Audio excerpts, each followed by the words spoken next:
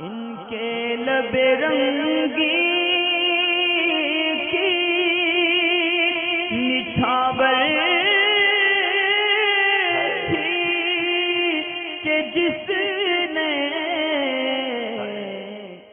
Comment से ये कहते हैं या कहती हैं, नाम तो कॉमन ही है, पता नहीं चल रहा जीन्स के बारे में इनके। क्या आप लोग, आपके जो जवाब यानी शुरू होते हैं वो इस अंदाज से शुरू होते हैं कि उसमें कोई बिस्मिल्लाह, सलाम, दुआ वगैरह कुछ नहीं होती। और हो सकता है इनके अलावा भी बहुत सारे यूज़र्स को लगता हो कि जवाब शुरू होते हैं। तो दरअसल बात ये होती है कि जो वीडियो आप तक चैनल के ऊपर अपलोड की जाती हैं तो वो स्टार्टिंग नहीं होती और वो हिस्सा मतलब रिकॉर्डिंग का एंड नहीं होता। इसमें होता इस तरह से प्रोसेस के काफ़ी टाइम लंबी वीडियो को रिकॉर्ड किया जाता है, काफ़ी सारे सवाल।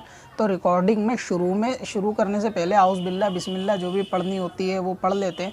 और सलाम के जवाब के मुतालिक से कि जो ईमेल में सलाम होता है मैं उसका जवाब हाथों हाथ दे देता हूँ। रिकॉर्डिंग में अगरचे मैं सिर्फ सवाल पढ़ता हूँ, सलाम के अलावा बहुत सारी बातें लिखी हुई होती हैं, तारीफ़ें और क्या कहते हैं उस तरीके के अल्फाज होते हैं, मैं उसको इग्नोर करके सीधा सवाल पढ़ लेता हूँ। तो इसलिए आपको ऐसा लगता होगा कि सलाम का जवाब नहीं देते या सलाम नहीं करते और क्या कहते हैं बिस्मिल्लाह से शुरू नहीं करते, तो ऐसा नहीं है, बिस्मिल्लाह ही से शुरू किया जाता है। लेकिन क्योंकि ये प्रोग्राम के बीच का हिस्सा होता है, इसमें गैर ज़रूरी चीज़ें निकाल के सिर्फ एक एक सेपरेट इंडिविजुअल सवाल कट करके आप तक पहुँचाया जाता है, इसलिए आपको ऐसा लगता होगा। जबकि घंटों की रिकॉर्डिंग के स्टार्ट और एंड के अंदर ये सब मामला होते हैं। बिटकॉइन के बारे में मालूम करना चाहते हैं कि बिटकॉइन जो आजकल चल रही है इसका शरई हुक्म क्या, इसको लेना या ख़रीदना, इसमें इन्वेस्टमेंट करना ये जायज़ है या नाजायज़ है। और सबसे पहले मैं ये बताऊं कि इन्वेस्टमेंट किसी भी चीज़ के अंदर करने ना करने के बारे में उसकी पूरी तफसील मुकम्मल तौर से मालूम होनी चाहिए। अब ये बिटकॉइन क्या है, इसका क्या प्रोसेस होता है, इसके बारे में मुझे डीपली मालूम नहीं है। लेकिन जो लोगों से मुझे तहकीक हुई है वही है कि एक तरीके से ऐसी करेंसी है यानी जो लोगों के हाथों में नहीं है, जिसे आप कह लें कि हवाई करेंसी यानी वर्चुअल करेंसी के केवल ये नंबर के अंदर दिखती है कि हाँ नाम रख दिया लोगों ने कि ये बिटकॉइन है, इसकी कीमत इतने रुपए है। अब अगर आप इसको मिसाल के तौर पे 1 लाख रुपए अगर इसकी कीमत है फिल वक्त अगर बिटकॉइन की, तो आपने 1 लाख रुपए देने के बाद ये बिटकॉइन ख़रीद ली, तो हकीकत में आपने ख़रीदा क्या, माल पे कोई कब्ज़ा नहीं हुआ और माल आपके हाथ में नहीं आया, आप किस चीज़ के मालिक बने मालूम नहीं। यानी ये बिना माल के ही सौदा इस तरीके से हो रहा है कि जैसे हवा बेची जा रही है, कोई इसमें मसला ही नहीं है। यानी इसके नाजायज़ होने में तो किसी तरीके का कोई मामला नहीं है। अब इसके अंदर अगर कोई जायज़ की सूरत निकल सकती हो तो उसके लिए भी तफसील दरकार है कि इसमें क्या प्रोसेस पूरा होता है और मामला इसको लिख के जो है वो दारुल इफ्ता ले जाया जाए। मगर ये कि बहुत सारे लोगों से ये सुना भी गया है कि एक जुए की शक्ल होती है कि इसके अंदर आदमी का पैसा डूबता भी है।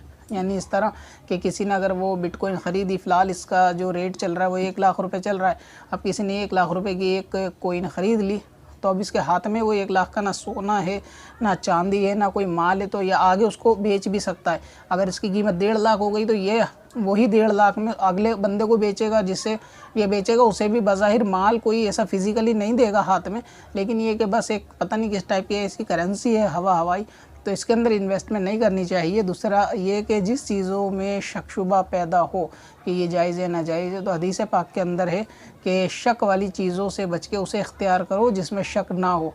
तो इसलिए अक्सर ही शॉर्ट कट तरीके से अमीर बनने के लोगों में जो जज्बा है, तो इसी के तहत इसमें लोग पैसा इन्वेस्ट करते हैं और बहुत सारों का पैसा हो सकता है डूबता भी हो, क्योंकि जब मामला ऐसा है कि इसके रेट अगर डाउन हो जाते हैं तो पैसा बर्बाद होता है।